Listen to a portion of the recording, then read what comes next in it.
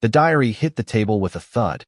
Its leather cover cracked like the lines on Grandpa Amos's face. Ethan froze, his heart hammering as his grandfather's eyes bore into him, cold and unyielding, the word sinful still ringing in the air. In that moment, the small bookstore in Willow Creek, Virginia, felt like a courtroom, and Ethan was on trial. He'd always known the diary was dangerous. Its pages held truths he'd barely admitted to himself, scribbled confessions of longing, of stolen glances at boys in school, of dreams that burned brighter than the autumn leaves outside. But he'd never expected Grandpa Amos, the man who raised him, to find it, to tear open his secrets like a hunter gutting prey. "Ethan James Harper," Amos said, his voice low, each syllable a stone. "You think you can hide this from God? From me?" He tapped the diary, his arthritis-swollen knuckles trembling with rage or sorrow. Ethan couldn't tell which. The bookstore, usually a haven of dusty pages and quiet dreams, felt suffocating, the shelves closing in like witnesses to his shame. Ethan's throat tightened. "It's just thoughts, Grandpa."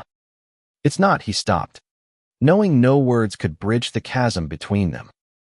Amos had preached fire and brimstone his whole life, a deacon at Willow Creek Baptist, where love was a narrow path and deviation was damnation. Ethan, at 19, had spent years dodging that path, hiding who he was behind polite smiles and borrowed books. But the diary had betrayed him.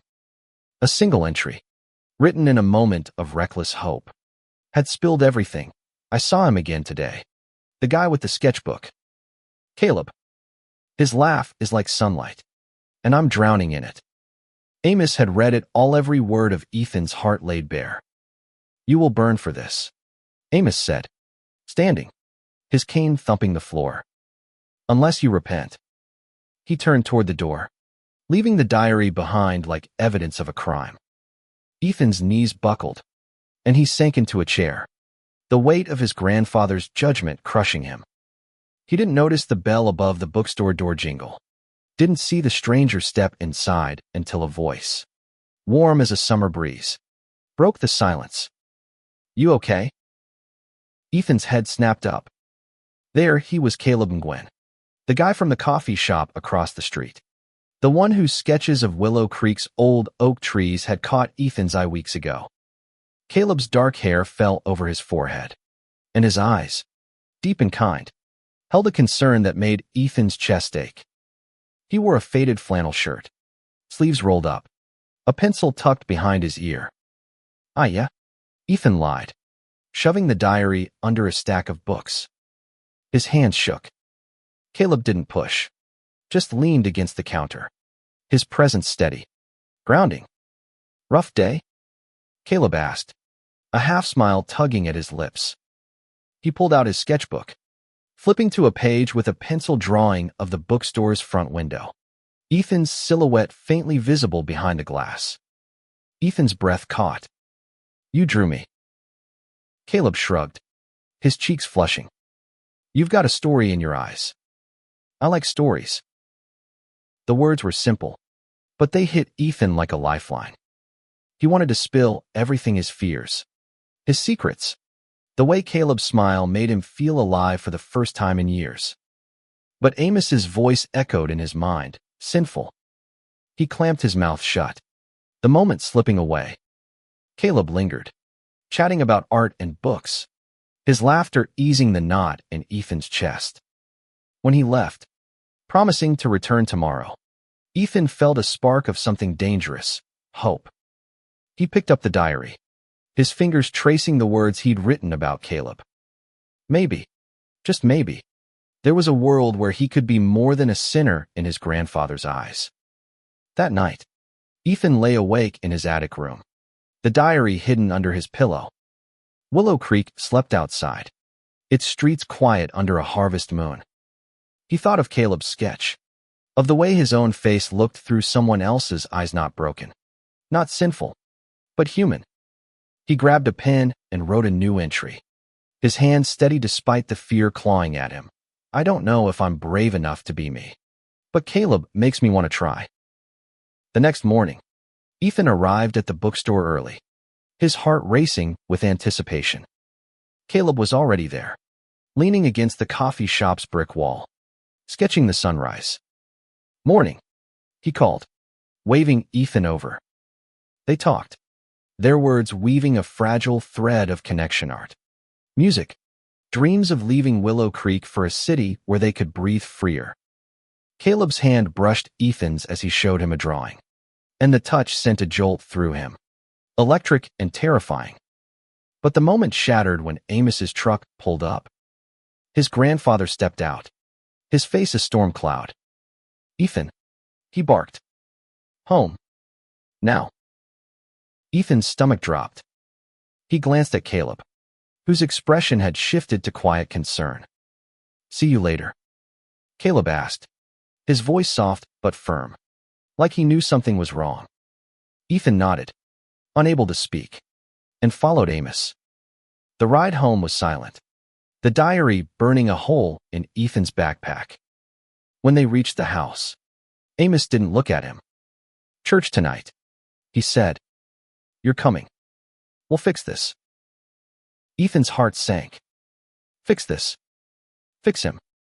The words were a cage, and he was trapped inside. But as he climbed the stairs to his room, Caleb's face flashed in his mind, his smile, his sketches, the way he saw Ethan without judgment.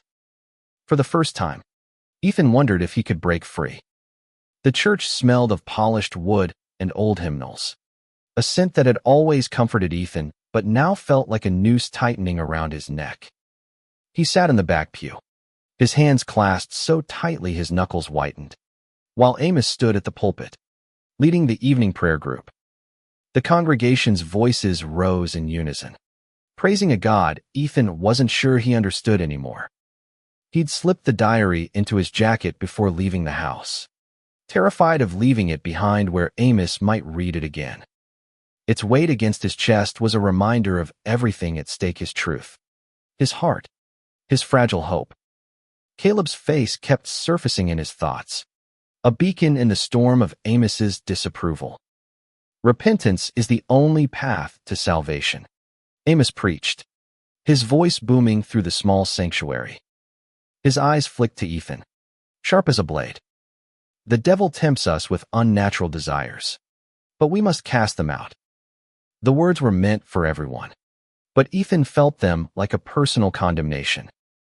He shrank into the pew, his face burning, wondering if the whole town could see his secrets written on his skin. After the service, Amos pulled Ethan aside in the church vestibule. "You're meeting with Pastor Reynolds tomorrow," he said, his tone final. "He'll help you see the error of your ways." Ethan's stomach twisted. Conversion therapy. He'd heard whispers of it, kids sent away, broken down, forced to hate themselves. He wanted to scream, to run, but his feet stayed rooted, bound by years of obedience.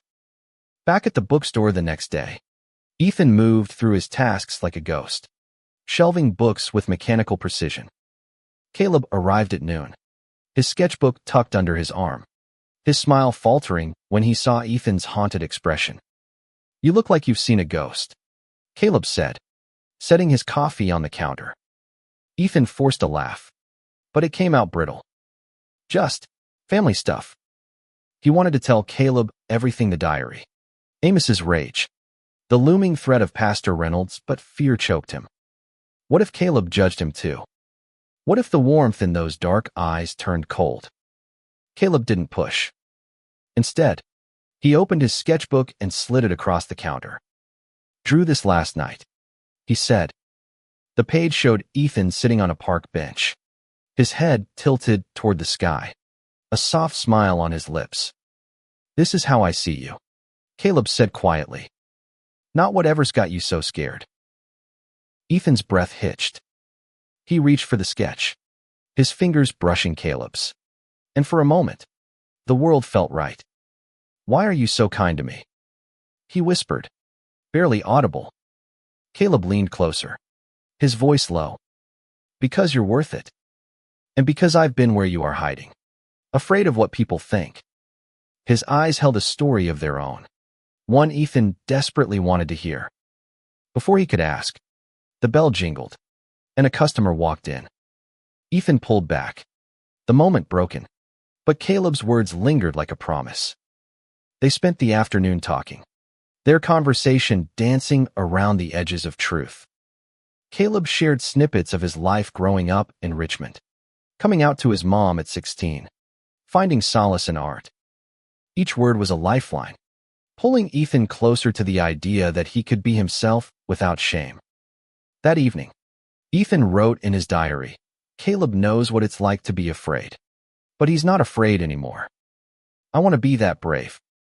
He hid the diary in a loose floorboard under his bed, praying Amos wouldn't find it again. But sleep didn't come. The meeting with Pastor Reynolds loomed like a guillotine, and Ethan's courage felt like a flickering candle in a storm. The next morning, Caleb invited Ethan to the town's autumn festival, a sprawling event with hayrides, apple cider, and fairy lights strung across the square. Ethan hesitated, knowing Amos would disapprove, but the thought of spending a day with Caleb was too tempting. "I'll meet you there," he said, his voice trembling with defiance. The festival was a riot of color and sound, the air thick with the scent of cinnamon and wood smoke. Caleb found Ethan near the Ferris wheel, his sketchbook swapped for a camera. "Thought I'd capture the real thing today," he said, snapping a photo of Ethan laughing as a kid ran by with a caramel apple. For a few hours, Ethan forgot Amos, forgot the church, forgot the weight of his secrets. He and Caleb wandered the stalls, sharing cotton candy, their shoulders brushing as they walked. But the illusion shattered when Ethan spotted Amos across the square, his cane tapping the ground like a metronome of judgment. Their eyes met, and Ethan's heart stopped. Amos's gaze shifted to Caleb, then back to Ethan, his expression hardening. He didn't approach, but the message was clear. He was watching. That night, Ethan's diary entry was short. "I felt free today, but Grandpa's eyes followed me. I don't know how long I can keep this up." The meeting with Pastor Reynolds was worse than Ethan had imagined. The pastor's office was a sterile box, all beige walls and framed Bible verses, the air heavy with the scent of cheap air freshener. Reynolds, a wiry man with thinning hair, leaned forward in his chair, his smile too practiced, too pitying. "We're here to help you, Ethan," he said, his voice syrupy, "to guide you back to God's path." Ethan's hands twisted in his lap, his diary hidden at home, but its contents screaming in his mind. He wanted to bolt, to run to Caleb and never look back. But Amos sat beside him, a silent sentinel ensuring he stayed. The pastor spoke of healing and overcoming temptation, each word a nail in Ethan's coffin. When Reynolds handed him a pamphlet titled "Finding Freedom from Homosexuality," Ethan's stomach churned. He nodded mechanically, promising to attend weekly sessions. But inside, he was screaming. Back at the bookstore, Caleb noticed the change immediately. "What happened?" he asked, his voice gentle but urgent. Ethan hesitated, then spilled everything: the meeting, the pamphlet, Amos's unyielding stare. Caleb's jaw tightened, but he didn't interrupt, just listened, his hand resting on Ethan's arm like an anchor. "You don't have to go through this," Caleb said when Ethan finished. "You're not broken. You're not a sin." His words were fierce, protective, and Ethan felt a spark of courage ignite within him. For the first time, he let himself imagine a life where he didn't have to hide a life with Caleb. They started meeting in secret, stealing moments in the bookstore's back room or by the creek that ran through town. Caleb shared more of his story: how his mom had embraced him after he came out, how he'd fought to love himself despite a world that often didn't. Ethan soaked up every word, his own fears loosening with each conversation. One evening, under the willow trees by the creek, Caleb leaned in and kissed him. It was soft, tentative, but it set Ethan's world ablaze. He kissed back, his heart pounding with joy and terror. But secrets in Willow Creek didn't stay hidden long. A neighbor saw them by the creek, and word reached Amos by morning. He stormed into the bookstore, his face red with fury. "You're spitting in God's face," he roared, slamming his cane against a shelf. Books tumbled to the floor, and Ethan flinched, his courage crumbling. Caleb wasn't there to steady him this time. Amos dragged Ethan home, locking him in his room with a Bible and a warning. "You'll stay here until you're fixed." Ethan sat on his bed, the diary clutched to his chest, tears streaming down his face. He wrote, "I kissed him, and it was everything. But Grandpa's right, I am tearing this family apart. I don't know if I can keep fighting." The next day, Caleb slipped a note under Ethan's window. "Meet me at the old barn tonight. We'll figure this out together." Ethan's heart raced. The barn was on the edge of town, abandoned and hidden by overgrown fields, a perfect place to hide. But sneaking out meant defying Amos, risking everything. He went. The barn was dark, the air thick with the scent of hay and dust. Caleb was waiting, his sketchbook open to a new drawing, two figures holding hands under a starry sky. "This is us," he said, his voice steady. "This is worth fighting for." Ethan broke down, sobbing into Caleb's shoulder. "I'm scared," he admitted. "Grandpa thinks I'm a monster." Caleb held him tighter. "You're not a monster. You're Ethan. And I'm falling for you." The words were a lifeline, pulling Ethan back from the edge. They talked until dawn, planning a future where they could leave Willow Creek, find a place where love didn't come with a price. But as Ethan slipped back into the house, he found Amos waiting, the diary in his hands. "You think you can run from this?" Amos said, his voice shaking. "You're my grandson, Ethan. I won't let you fall." Ethan's heart stopped. Amos had found the diary again, every new entry, every confession of love for Caleb. The old man's eyes were wet, but his jaw was set. "You're going to Pastor Reynolds tomorrow," he said, "and you're not seeing that boy again." Ethan's room became a prison. Amos took the diary, locked the door, and left him with nothing but a Bible and a glass of water. The walls seemed to close in, each creak of the old house a reminder of his grandfather's judgment. Ethan's mind raced with memories of Caleb, his laugh, his touch, the promise of a life beyond Willow Creek. But those dreams felt distant now, buried under the weight of Amos's words. He didn't eat the dinner left outside his door. Instead, he sat by the window, staring at the stars, wondering if Caleb was looking at them too. The note from the barn was tucked inside his shoe, the only piece of Caleb he could hold on to. "We'll figure this out together." Ethan clung to those words, but doubt gnawed at him. What if Amos was right? What if his love for Caleb was a sin he couldn't escape? The next morning, Pastor Reynolds arrived at the house, his briefcase stuffed with more pamphlets and a notebook labeled Ethan's Progress. The session was a blur of lecture scriptures twisted to condemn, questions probing Ethan's thoughts like knives. "Have you prayed for deliverance?" Reynolds asked, his pen poised over the notebook. Ethan stared at the floor, silent, his heart screaming Caleb's name. When Reynolds left, Amos sat across from Ethan, his face softer but no less resolute.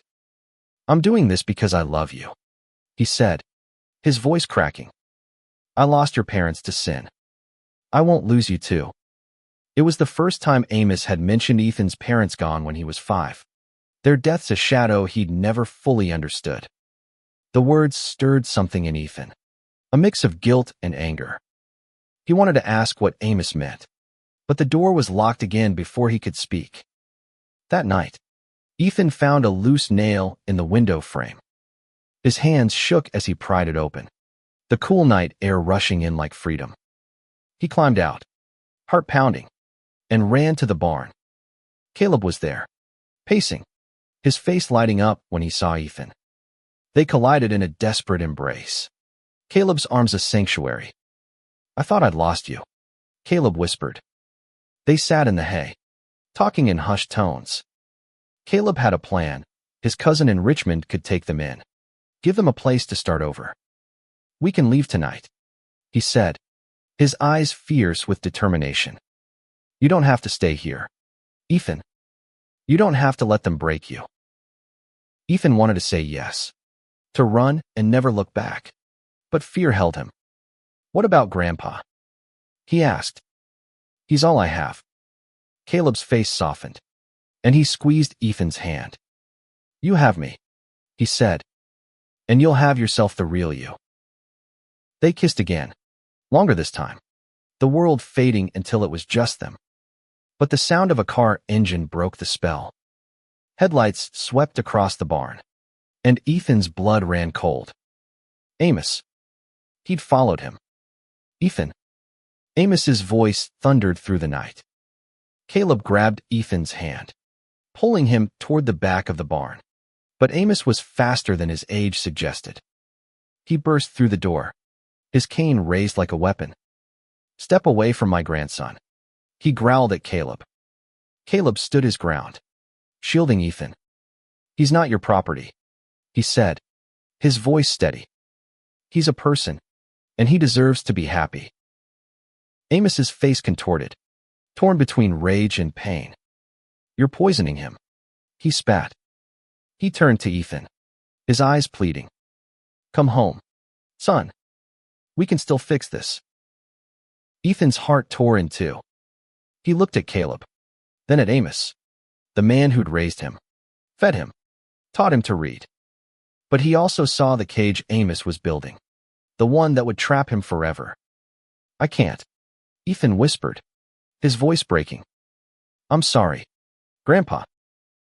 Amos's shoulders slumped, and for a moment, he looked old, broken.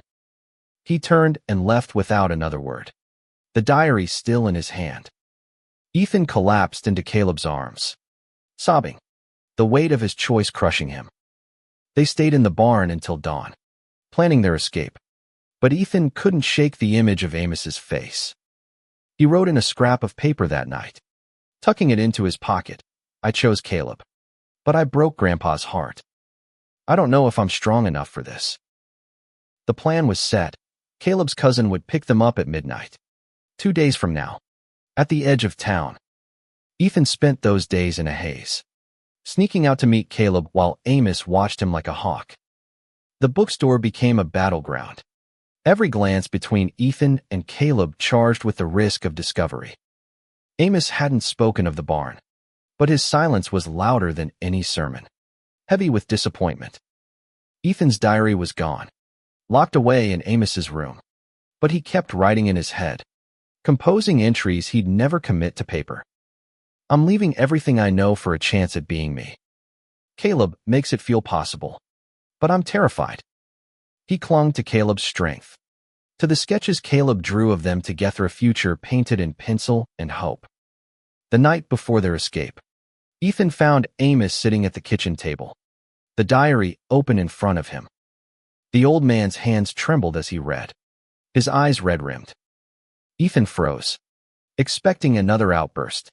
But Amos looked up, his voice soft. Your mother wrote like this, he said. She poured her heart into words, just like you. Ethan's breath caught. Amos never talked about his parents. What happened to her? He asked, his voice barely a whisper. Amos's gaze dropped to the diary. She loved someone she shouldn't have. A woman. The church, the town, they destroyed her. She and your father ran, but the shame followed them.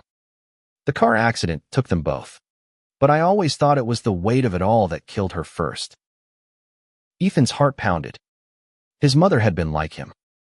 The revelation was a lifeline and a wound all at once. Why didn't you tell me? He asked. Amos's voice broke.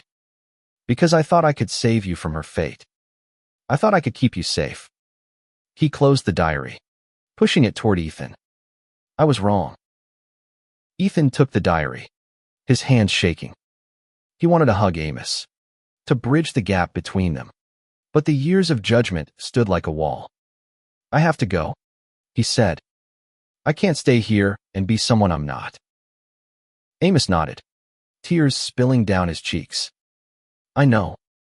He stood, leaning heavily on his cane, and shuffled to his room. Ethan clutched the diary, its pages a map of his heart, and ran to meet Caleb. They spent their last night in Willow Creek by the creek, wrapped in a blanket, whispering dreams of Richmond. Caleb promised to teach Ethan to draw, to show him a world where love wasn't a sin. Ethan kissed him under the stars, his heart full but heavy with the weight of leaving Amos behind. The next day, Ethan packed a small bag, his diary tucked inside. He wrote one final entry in Willow Creek. "Grandpa gave me back my words, but I'm giving myself a future. I hope he understands someday." At midnight, Caleb's cousin pulled up in a beat-up sedan. Ethan climbed in, his hand in Caleb's, and looked back at Willow Creek as it faded into the dark. He didn't know if he was running toward freedom or away from home, but Caleb's warmth beside him made it feel like both. Richmond was a shock of color and noise after Willow Creek's quiet streets. Caleb's cousin, Lynn, welcomed them into her small apartment, her smile warm and unquestioning. "You two look like you need a good meal," she said, setting out bowls of pho that filled the air with the scent of star anise. Ethan ate in silence, overwhelmed by the city's pulse, by the freedom of being somewhere no one knew his secrets. Caleb found a job at an art supply store, his sketches catching the eye of a local gallery owner. Ethan enrolled in community college, studying literature, his diary filling with new entries about city life and love without fear. But the shadow of Willow Creek lingered.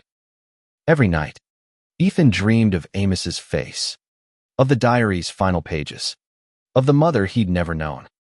One evening, Caleb took Ethan to a queer art exhibit, a riot of color and defiance.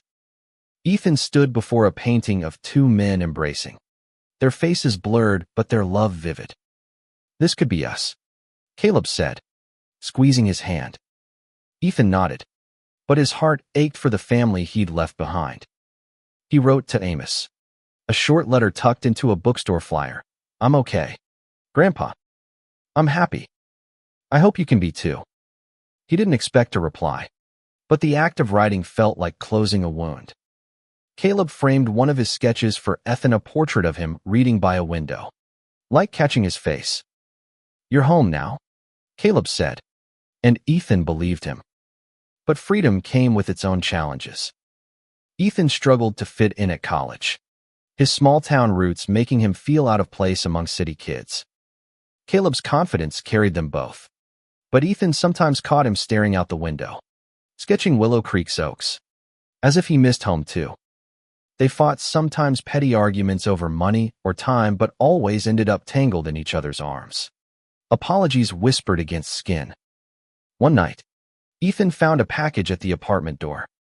Inside was his mother's old journal, sent by Amos with no note. The pages were filled with her love for a woman named Sarah, her dreams of a life they couldn't have. Ethan cried as he read, feeling her joy and pain echo his own. He wrote in his own diary, "Mom, I'm living the life you couldn't. I hope you're proud."